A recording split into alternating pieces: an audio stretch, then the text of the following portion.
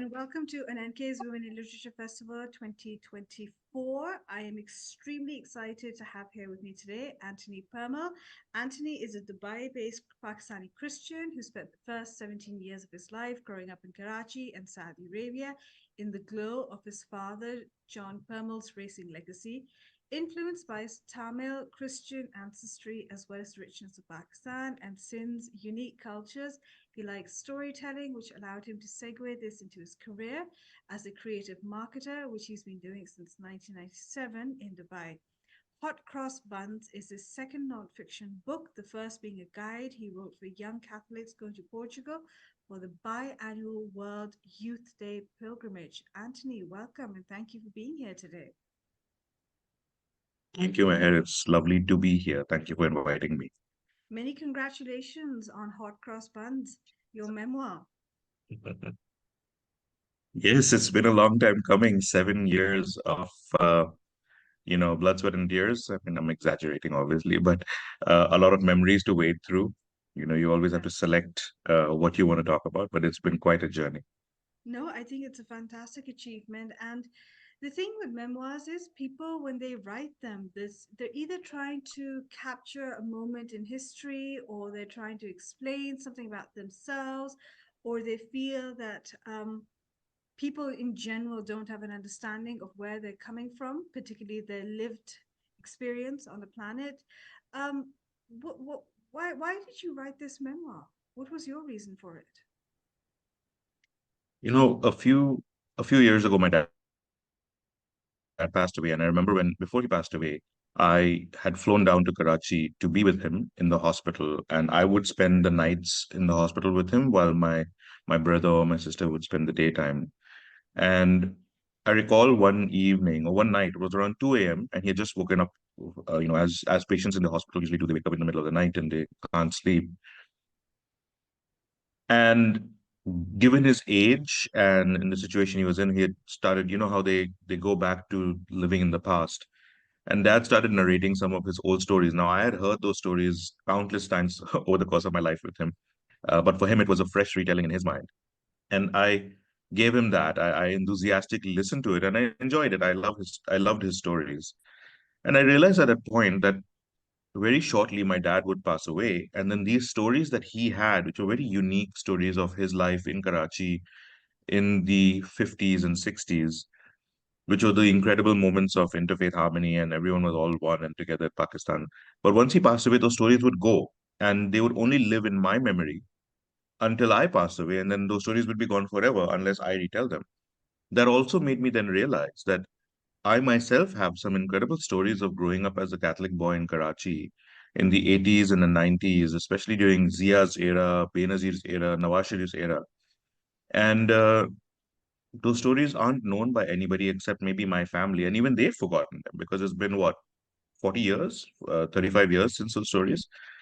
And I figured I really should share these stories and at least pen them down, mainly because some of those stories that I have, some of those memories are so unique and so incredible about how Christians in Pakistan live that nobody would believe them. As some of the marketing of the book mentions, there's a story about Pakistan's biggest Christmas star, which 40 Christian, Hindu, and Muslim families came together to do together in 88. Who outside Pakistan would believe that? Who inside Pakistan would believe Yeah. that, to be honest? Forget the outside world. Mm. And so I really took it upon myself to make sure these stories are told in the form of a memoir Mm. and that they are preserved for the Absolutely. legacy of the country.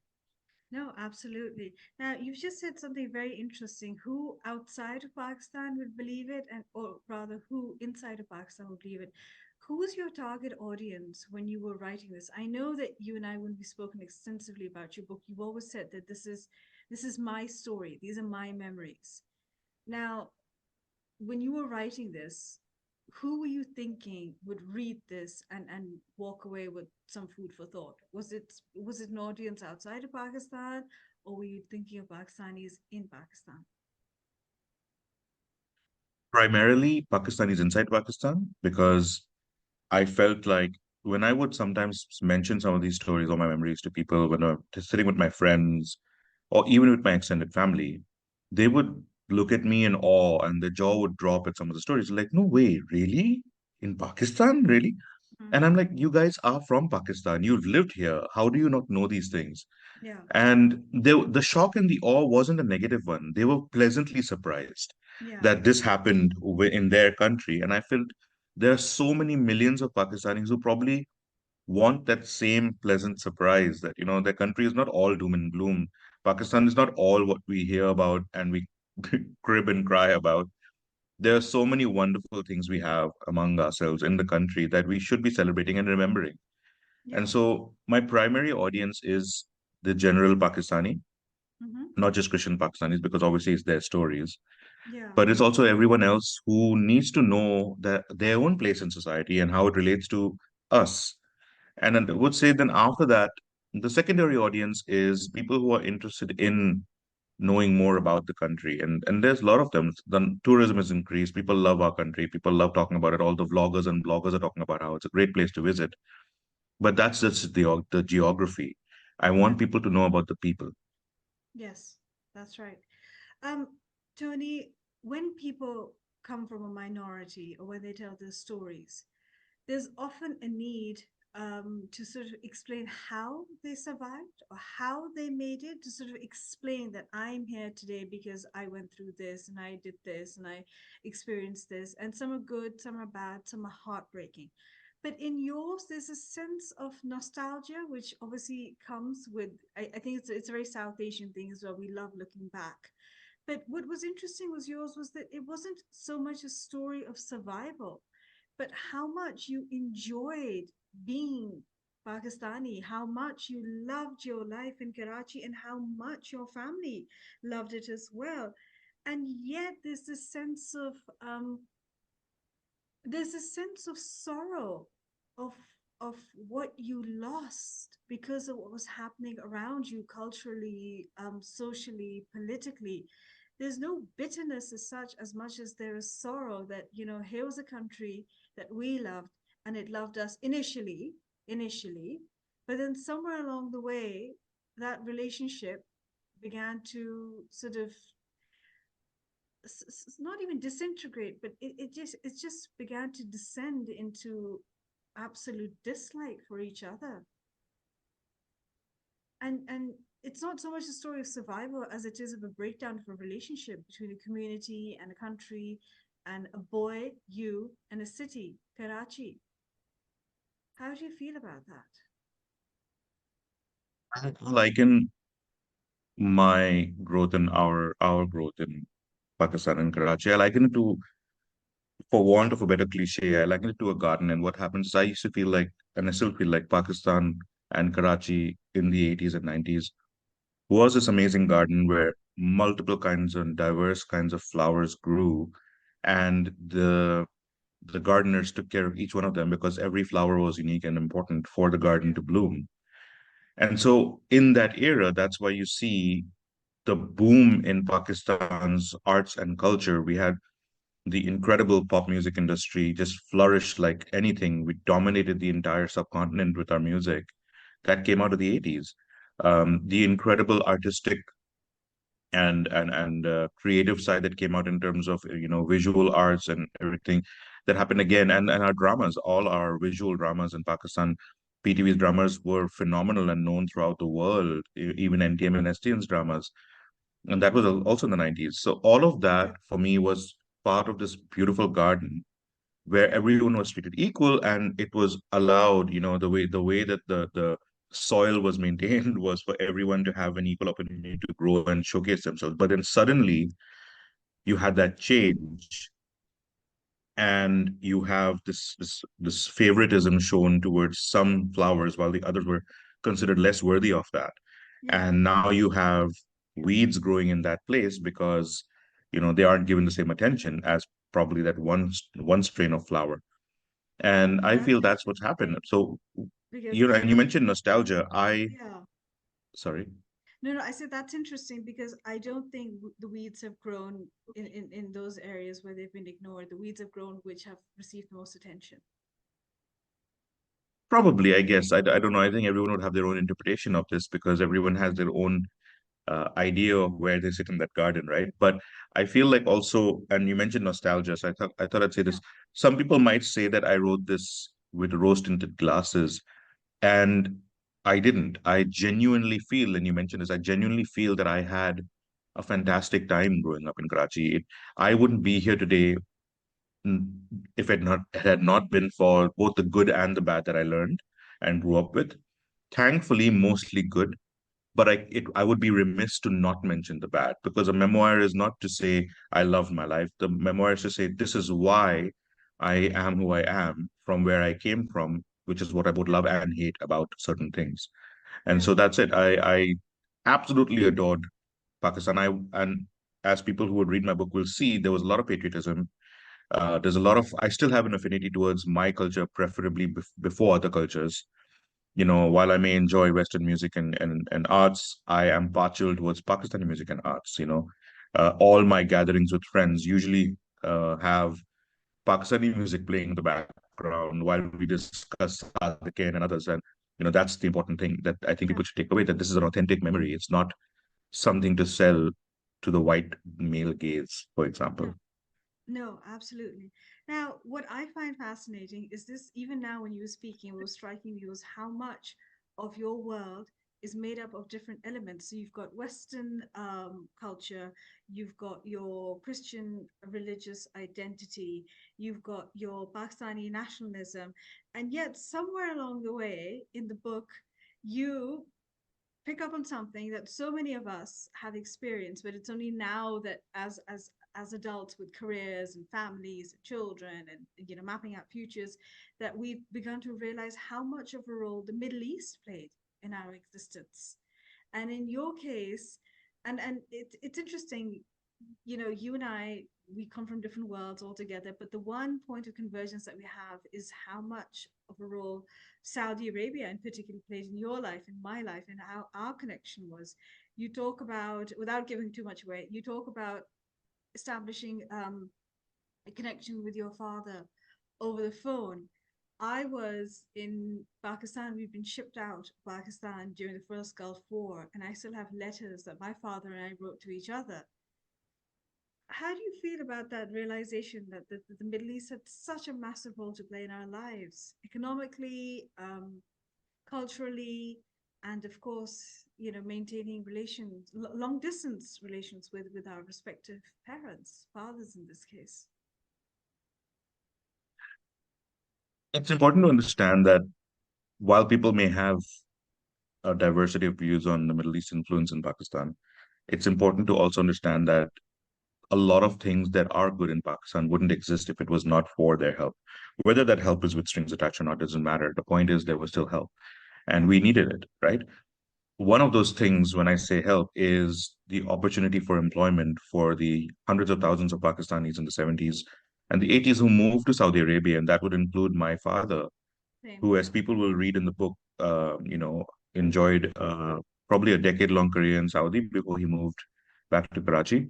And it was at that time it was very difficult growing up with a parent who was thousands of miles away, yeah, and you don't have a choice. You have to figure it out. But when you're a kid, when you're just like 3, 4, 5 years old, you don't know what that means.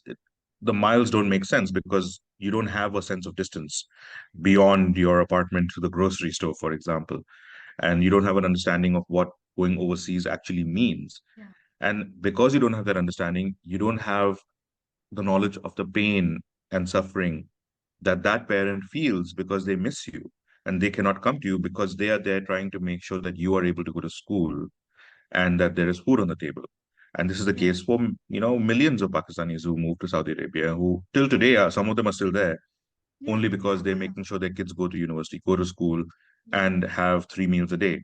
And I think ultimately we need to understand that there is a massive emotional divide that probably will never be filled for many of these people, my father included before he passed, where there was a chunk of life where the proximity to his family was not there, you know, living on their own 1,500 miles away.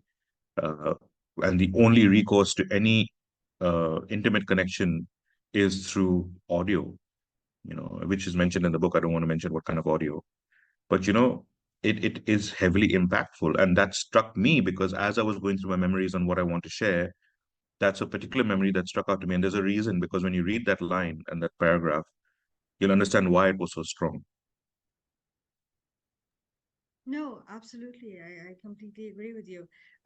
There's this one part in your book which I found particularly it was such a tender moment, and I suppose this is where my gender comes into play as a woman, um, where your mother strikes up a friendship with another woman who comes from a different religion, and it's also just so it was such a the way that these two women come together, both shy, both wanting to the longing for friendship. And again, what struck me was how in ultimately everyone just wants to be connected with the other person despite their apparent differences, whether it's, I don't know, religion, identity, ethnicity, sect, whatever. No man is an island, right? And how, how do you feel that human connection is consistently undermined? Because throughout your book, all these stories, you have people around you, whether it's family, whether it's non-family, whether it's the externals, coming crashing into your world, whether it's friends from different backgrounds. But repeatedly, the one thing that struck me was how, even with all this human connection being at the forefront, all these efforts are being undermined by everything else that's happening around us. I mean, is this something that has shaped you in some way? Like, has this made you think that, you know what, I give up? I'm just not going to bother with people anymore, because ultimately the external is going to come crashing it into my internal world and just ruin it. Look, I think, first of all, you mentioned it properly. You mentioned at the start, humans are social animals. We cannot exist without the other, all right? And nowhere is this more apparent in religious societies, whether it's Catholics or Christians or Muslims or Hindus, where our entire existence in terms of our faith and our beliefs requires the other to be with you. It's a community-based concept. Yeah, But yeah. even if you take a religion away, when you look at a place like Pakistan, for example, Mm, the structure of the country itself, right from the start, was built around supporting each other, coming together, making sure we're all okay together. And I yeah, think that just got into the DNA of the country and the people. So when I was growing up, as people will read in one of the paragraphs or one of the, sorry, stories about Bengali Pada, where I grew up in Doli Khata in Karachi, which I think we might be doing a reading of in a bit. yes, Um, I grew up surrounded by six different religions and multiple ethnicities and even nationalities of people who were refugees and stuff. And it was interesting because when I was growing up, I didn't know what any of that meant. I just saw regular people all around me who looked like me, yeah, and I thought we were all one. None of those things mattered. And I think that kind of stayed with me for my entirety of my youth. It's only once I grew much older, and again, it's mentioned in the book about. I'll drop this over here, and people can then go and find out for themselves. There's a part about the Babri Masjid in Ayodhya, yeah, and without wanting to reveal anything, you can see there why that changed me. But until that point, for me in Pakistan, growing up as a kid, we were all friends. We were all together. We were all neighbors. Everyone knew each other's names. You could go to a neighbor 3 blocks away and you would know their name. You would know their kid's name. You would know which school they went to, and you would also know what food auntie cooked that night. You know what I mean? So that was a that's time how that I grew intimate up it in. And I was, think right? That's how intimate and close it knit was that intimate. Each street was a family. It wasn't just your house. That is what Pakistan was. And that's what Karachi specifically was by yeah, nature of its very secular and very interfaith harmonized and diverse ethnicity, existence. yeah, absolutely. I agree, and it's such a shame that we've lost that along the way. But hopefully, I don't know. Look, Meher, I think the good thing about, I think I agree with you in saying that we've lost that. It means that we can find it again. yeah, If it was destroyed, that would be a different state. But if you notice today, even today, you look at Pakistan and look at Karachi and look at Lahore, look at Islamabad, there's so many people who are friends, interfaith, interethnic, and there is a fight back. yeah, What I love about the current and coming generation is they have better knowledge than we ever had. Yeah. And they are fighting back. They're genuinely out on the streets fighting back in any of their ways, whether it doesn't always have to be a fight back on the road. They're fighting back through their voice, their writings, their culture, their arts, their work in the daily work that they do. Everyone's trying to make a change because they all want to go back to that Pakistan that I grew up in. And I think there's always hope, and I'm very happy for that. Absolutely. I think that's a great point that you've made, that people are fighting back, and it may not be apparent, but it is happening. Katra katra darya bante hai. Mhm. Tony, बिल्कुल बिल्कुल please सही कह रहे हो. um, would you please share some of your work with us, your reading for us? Okay. There's a very wonderful movie that came out, I think 10, 12 years ago. Mm-hmm. Um, I'm trying to remember, Finding Forrester. It was with Sean Connery, and it was about this writer, or a young writer who loved to write but wasn't being given the opportunity or the training to write because he came from Harlem, which is quite Yeah, downtrodden, and there were a lot of issues there. And he comes across Sean Connery, who is this celebrated author, Pulitzer yeah, Prize winning, fictional, who teaches him. And one of the things that I love that Sean Connery mentioned in the movie, which kind of contradicts what I'm about to do, is that why do you need to read what you've written? Writers write so that readers can read. yeah. But at the same time, I love reading out loud. So I will actually make a change. I will contradict myself. So just to give a Okay. bit of a preface to people who are watching this particular section of one of the chapters of the book is centered around this area in Doli Khata in Karachi. So Doli Khata is somewhere close to Sadr. It's a really, really old area of Karachi, which has still has places that were built from colonial times. A lot of the families who have lived there, especially Catholic families, have lived there since the 70s, probably earlier, and are still living there. And so when you go down that road, you will still, as you walk down that road in Dolikhata, getting into the town, you can still smell the spices. You can still smell the sweet wood that's being burned for coal. All of that still exists. And so this particular section of the book is about that and my experiences growing up. So I'm going to let me open this up. Right. It's 1984, and we are back in Karachi, and smoke drifts my way from the burnt logs lying at the entrance to Bengali Para, which is where Amma and Naina, my mom's parents, live. Bengali Para always feels more real to me than other places in Karachi. Somehow, no one pretends to be someone else here. The Para is a huge enclosed compound with one room homes all along the walls, with one story above the ground for more homes. Amma and Naina have a home on the ground floor with a room on the inside, an open kitchen area on the outside, and then a fence like wall my head just barely reaches. There's no door, everyone just relies on a curtain for privacy. The bathrooms are outdoors too, with wooden or concrete walls around them and an open window on the roof for smells to dissipate. Everything disappears after we're done, and I never hear a flush. Amma is a magician, I always think. Everything smells like chili powder, coriander, and coconut, even in the bathroom. We're supposed to stay in Amma and Naina's home for a bit while mom and dad sort out a new home.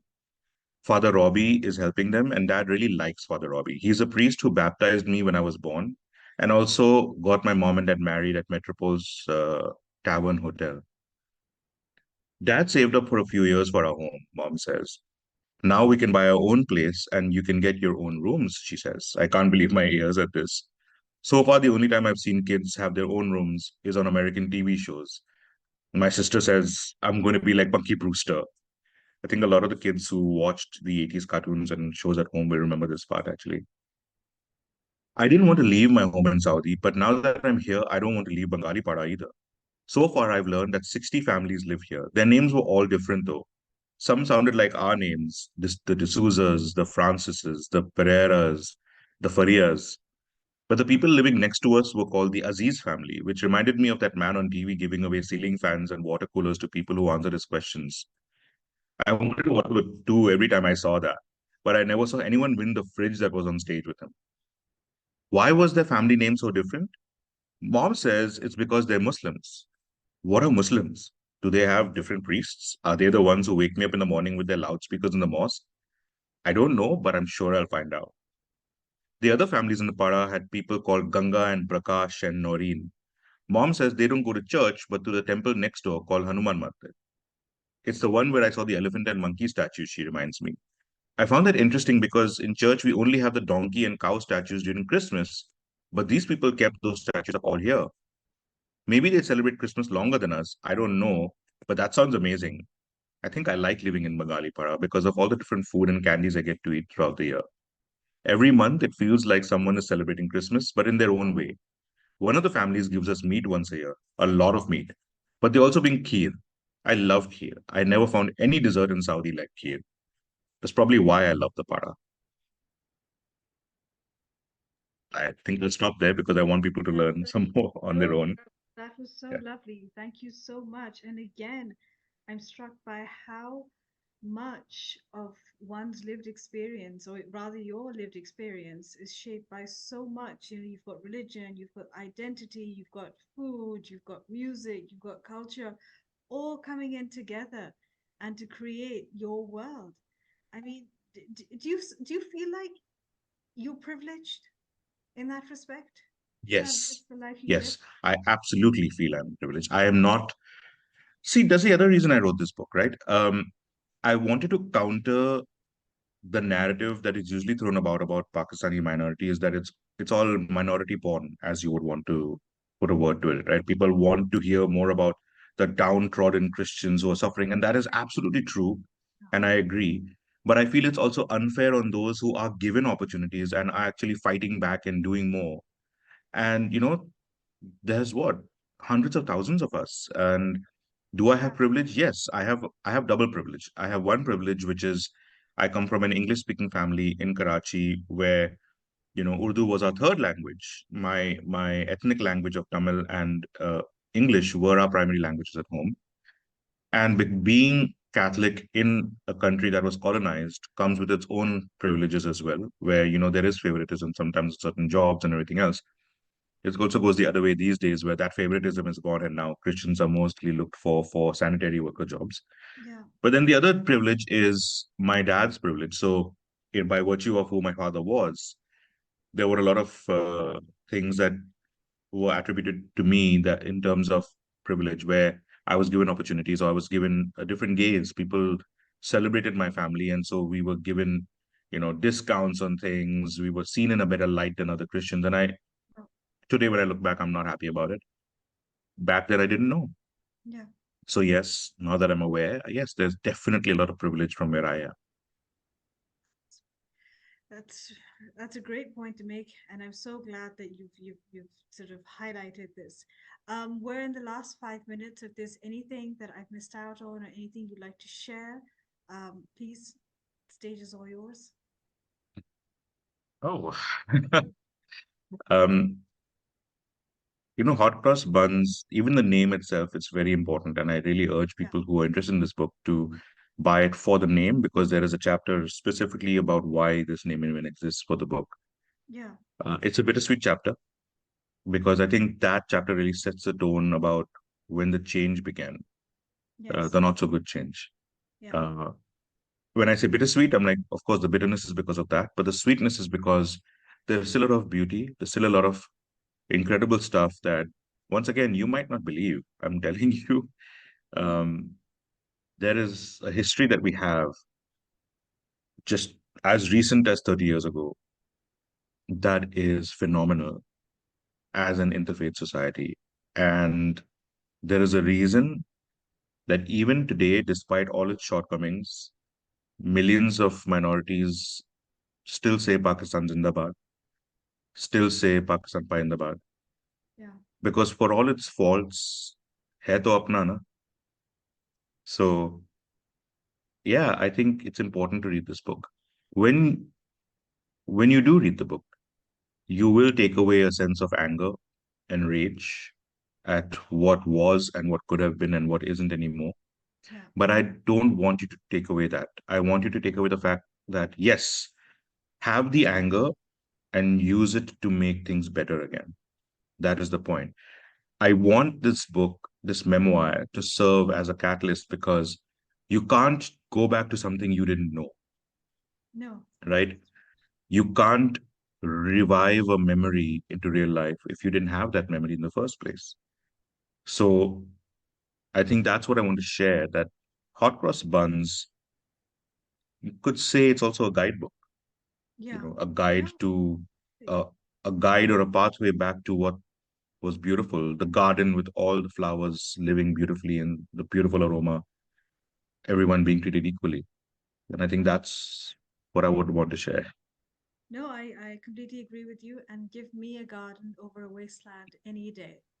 Anthony, thank you so much for being here and sharing your work with us. I highly recommend that people buy hot cross buns just to experience what life was, and like what Tony Anthony said, of what has been lost and what needs to be found. Tony, please do share links of where people can buy your books, and we'll certainly add that in the comment section as well. Thank you so much once again for being here with us. Thank you so much for having me, and I look forward to what people have to say about the book. Absolutely. Take care. Bye bye.